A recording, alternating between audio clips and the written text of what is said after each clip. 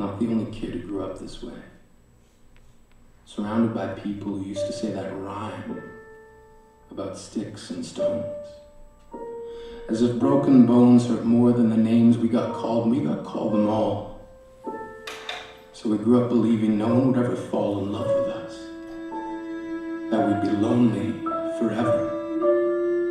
That we'd never meet someone to make us feel like the sun was something they built for us in their tool shed. So broken heartstrings bled the blues as we tried to empty ourselves so we would feel nothing. Don't tell me that hurts less than a broken bone. That an ingrown life is something the surgeons can cut away, that there's no way for it to metastasize, it does. She was 8 years old. Our first day of grade 3 when she got called ugly. We both got moved to the back of class so we would stop getting bombarded by spitballs. But the school halls were a battleground. We found ourselves outnumbered day after wretched day. We used to stay inside for recess because outside was worse. Outside we'd have to rehearse running away or learn to stay still like statues, giving no clues we were there in grade 5.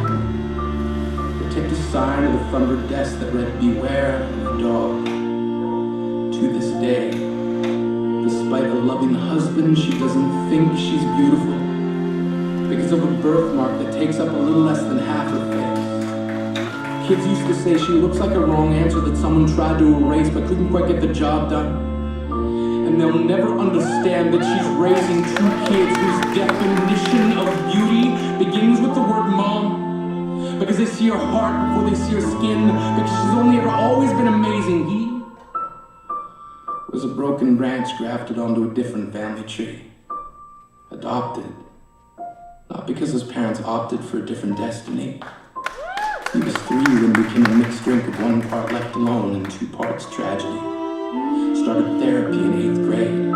Had a personality made up of tests and pills.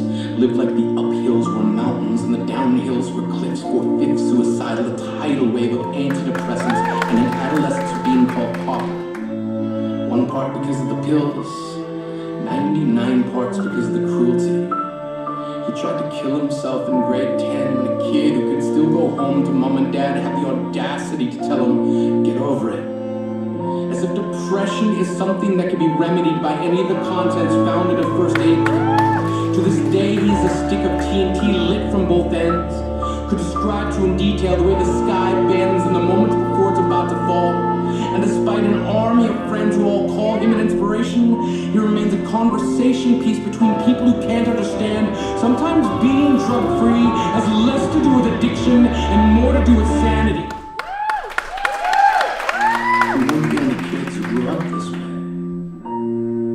To this day, kids are still being called names.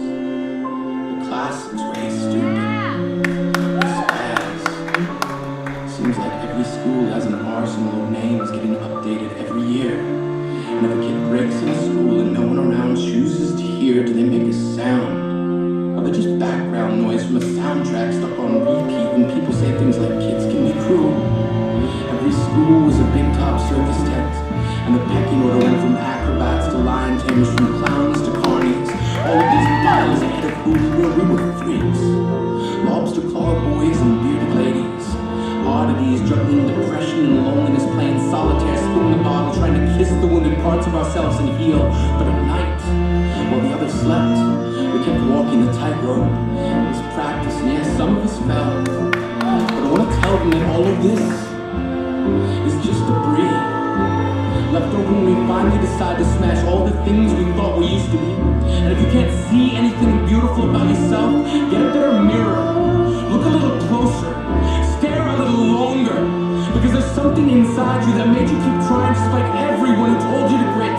You built a cast around your broken heart and signing yourself beside it. They were wrong. Because maybe you didn't belong to a group or a clique. Maybe they decided to pick you last for basketball or everything.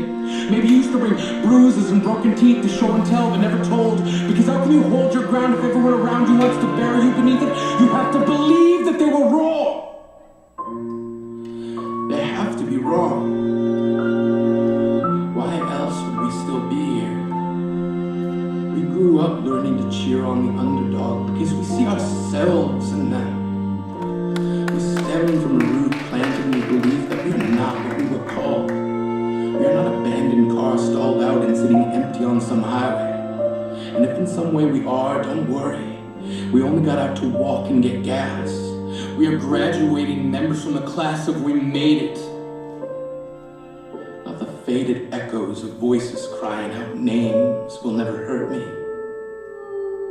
Of course, they did. But our lives will only ever always continue to be a balancing act that has less to do with pain and more to do with beauty.